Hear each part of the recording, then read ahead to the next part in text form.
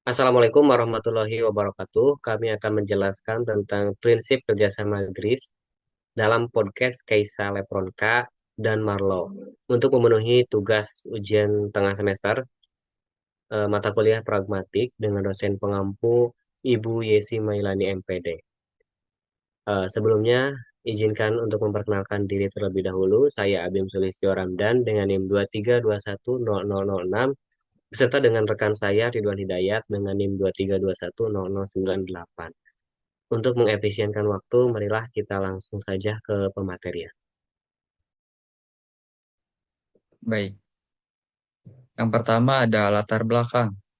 Bahasa adalah instrumen yang hidup melalui konteks dalam kajian pragmatik. Makna, makna sebuah ucapan tidak hanya ditentukan oleh kata-kata, tetapi juga oleh situasi dan hubungan antar penutur. Fenomena ini terlihat jelas dalam podcast, di mana komunikasi berlangsung spontan dan santai, seringkali melampaui struktur bahasa formal demi menciptakan keakraban. Secara teoritis, komunikasi yang ideal bersandar pada prinsip kerjasama GRACE yang menekankan kejujuran, kejelasan, kecukupan informasi, dan relevansi. Namun dalam realitasnya, terutama di media digital, penutur seringkali sengaja melanggar prinsip tersebut. Pelanggaran ini bukanlah kesalahan, melainkan strategi kreatif untuk membangun humor, menyampaikan sindiran, atau menghidupkan suasana. Pada akhirnya, fleksibilitas inilah yang membuat interaksi manusia menjadi lebih dinamis dan kaya akan makna. Selanjutnya ada rumusan masalah. Yang pertama ada bagaimana analisis susuran dalam podcast Keisha, Repronka, dan Marlo berdasarkan prinsip kerjasama GRACE. Yang kedua ada bagaimana pengelompokan tuturan dalam jenis-jenis maksim GRACE. Yang ketiga ada bagaimana bentuk pelanggaran maksim yang terjadi dalam percakapan podcast tersebut. Selanjutnya ada tujuan. Yang pertama ada menganalisis suturan dalam podcast Keisha, Repronka, dan Marlo berdasarkan prinsip kerjasama GRACE. Yang kedua ada mengelompokkan tuturan ke dalam jenis-jenis maksim GRACE, kuantitas, kualitas, relevansi, dan cara. Ketiga ada mendeskripsikan bentuk pelanggaran maksim yang terjadi dalam percakapan podcast Keisha, Repronka, dan Marlo. Selanjutnya ada landasan teori. Pragmatik merupakan cabang ilmu linguistik yang memandang bahasa sebagai tindakan sosial, di mana makna sebuah tuturan sangat bergantung pada konteks, situasi, dan tujuan komunikasinya. Dalam praktiknya, komunikasi yang efektif didasari oleh prinsip kerjasama dari Grace yang mencakup 4 pedoman utama atau maksim. Yang pertama ada maksim kuantitas. Menurut kecukupan informasi, sementara maksim kualitas menekankan pada kebenaran data yang disampaikan. Selanjutnya, maksim relevansi menjaga agar pembicaraan tetap pada topik dan maksim cara memastikan pesan yang disampaikan dengan jelas serta tidak ambigu, meski idealnya dipatuhi dalam komunikasi digital kontemporer seperti media sosial atau podcast. Pelanggaran terhadap maksim-maksim inilah sering terjadi. Namun pelanggaran tersebut biasanya memiliki tujuan tertentu, seperti menciptakan suasana santai atau memberikan makna implisit yang kontekstual. Hal ini membuktikan bahwa meskipun pola komunikasi terus berkembang, teori pragmatik Grace tetap relevan dalam membedah interaksi manusia di era modern. Baik, selanjutnya di sini ada analisis tuturan dalam podcast Keisa Lepronka dan juga Marlo. Nah, di sini kami hanya mengambil sampel 10 contoh, tapi kami di makalah sudah menyampaikan 22 contoh. Baik, yang pertama di sini ada, emang kamu gede di mana? Aku lahir dan besar di Malang. Nah, tuturan ini memenuhi maksimum kuantitas dan juga relevansi, karena jawaban tersebut memberikan informasi yang cukup jelas dan juga sesuai dengan pertanyaan. tidak terdapat ambiguitas maupun penyimpangan makna. Kemudian yang kedua, ke Jakarta umur berapa? Tebak please. Nah, tuturan tebak please ini melanggar maksim kuantitas dan juga relevansi. Karena penutur ini tidak memberikan informasi yang diminta secara pragmatik, ini mengandung implikatur secara ataupun berupa ajakan, bercanda ataupun menghindari jawaban langsung. Kemudian yang ketiga, kamu sibuk apa sekarang? Sibuk promo album radio keliling. Nah, tuturan ini ataupun mematuhi maksim kuantitas dan juga relevansi karena jawaban tersebut informatif, spesifik, dan juga langsung menjawab pertanyaan. Kemudian yang keempat, berapa lama belajar ngomong lo gue? Gak usah nanya itu, tersinggung udah. Nah, tuturan tersebut melanggar maksim relevansi dan cara karena penutur itu tidak menjawab pertanyaan dan juga memberikan respon emosional. Implikaturnya menunjukkan ketidaknyamanan terhadap topik. Kemudian contoh yang kelima, apa hal yang bisa dipelajari waktu di Idol untuk karir yang sekarang? Semuanya sih, segala hal, apalagi anak kabupaten ya. Nah, tuturan tersebut melanggar maksim kuantitas karena terlalu umum dan tidak spesifik. Informasi yang diberikan juga kurang rinci untuk menjawab pertanyaan secara maksimal. Kemudian contoh yang keenam, selama karir pernah ngerasain demam panggung gak sih? Oh, sangat. Tuturan tersebut mematuhi maksim relevansi, tapi secara kuantitas cenderung minimal. Namun dalam konteks santai, jawaban ini tetap dapat dipahami.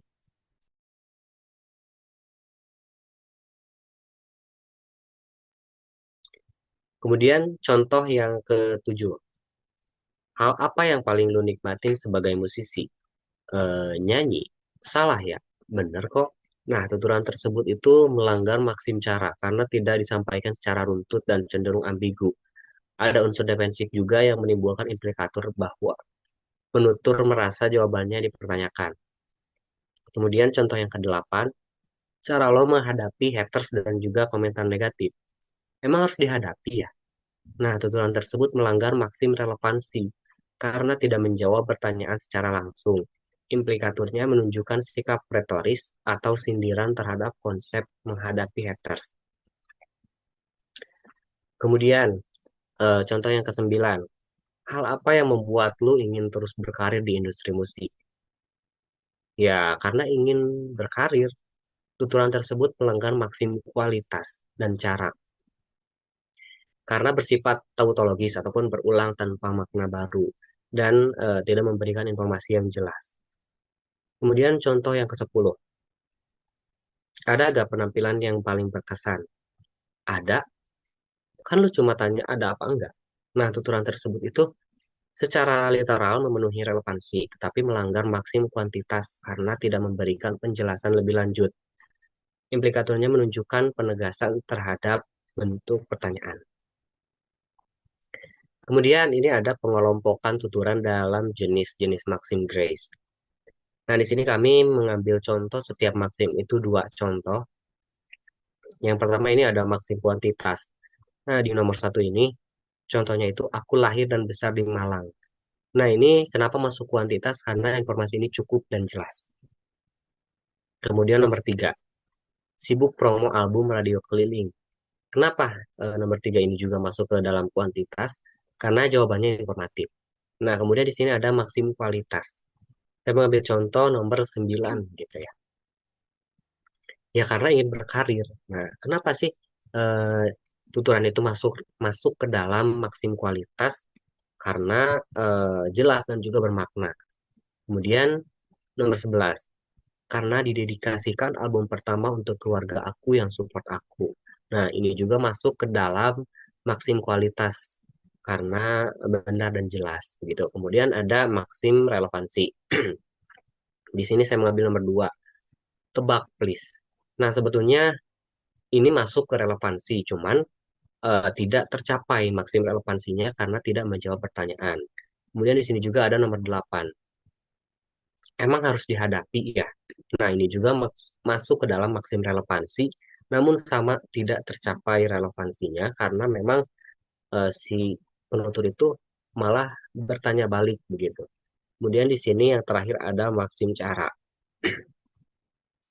Saya mau ambil contoh nomor 4. Gak usah nanya itu tersinggung udah. Nah, ini kenapa masuk ke dalam maksim cara? Karena memang tidak jelas dan juga emosional. Dan maksim caranya itu tidak eh, tercapai begitu. Kemudian nomor 7, nyanyi. Salah ya, benar kok. Ini juga masuk ke dalam maksim cara, tetapi tidak tercapai maksim caranya karena dirasa lebih ambigu dan juga tidak runtut. Nah, kemudian di sini ada pelanggaran dalam podcast Keisa Lepronka dan juga Marlo. Yang pertama di sini ada tuturannya itu tebak please. Mengapa sih tebak please ini dikatakan pelanggaran? Ya karena tuturan ini itu melanggar maksim relevansi karena tidak menjawab pertanyaan eh, umur berapa gitu ya.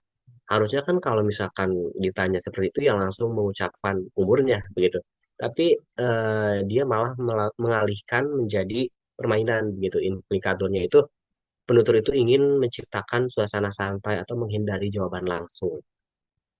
Kemudian yang kedua di sini ada nggak usah nanya itu tersinggung udah. Nah ini juga kenapa disebut pelanggaran karena dia melanggar maksim cara gitu, disampaikan secara emosional dan juga tidak memberikan jawaban yang jelas. Selain itu juga ia menunjukkan penolakan terhadap topik. Jadi implikatornya itu ketidaknyamanan penutur gitu. Kemudian yang terakhir ini ada semuanya sih segala hal apalagi anak kabupaten. Nah, ini kenapa melanggar? Karena ini tuh melanggar maksim kuantitas. Jawabannya itu terlalu umum dan tidak spesifik. Informasi yang diberikan tidak cukup untuk menjawab pertanyaan secara mendalam. Baik, selanjutnya ada kesimpulan. Penelitian ini menyimpulkan bahwa komunikasi dalam podcast Keisha, Repronka, dan Marlow bersifat fleksibel dan konstekstual, di mana prinsip kerjasama Grace tidak selalu diikuti secara kaku, meskipun ditemukan tuturan yang memenuhi maksim kuantitas dan relevansi. Pelanggaran justru sering terjadi dalam bentuk jawaban yang singkat, tidak langsung, atau emosional. Namun pelanggaran maksim tersebut bukan pertanda kegagalan komunikasi, melainkan sebuah strategi pragmatik melalui konteks mitra tutur tetap bisa menangkap makna implisit dan atau implikatur yang muncul, seperti humor, sindiran, hingga ekspresi perasaan. Hal ini menunjukkan bahwa dalam dinamika interaksi digital, penyimpangan aturan berbahasa justru memperkaya fungsi sosial dan membangun suasana yang lebih akrab. Baik, itulah materi yang dapat kami sampaikan mengenai prinsip kerjasama Grace dalam podcast Case Salepronka dan juga Marlo. Saya ucapkan terima kasih kepada rekan saya, Kang Ridwan Hidayat, dan juga dosen pengampu dari mata kuliah pragmatik, yaitu Ibu Yesi Mailani MPD. Eh, Itulah mungkin yang dapat kami sampaikan. Kurang dan lebihnya mohon dimaafkan. Terima kasih. Wassalamualaikum warahmatullahi wabarakatuh.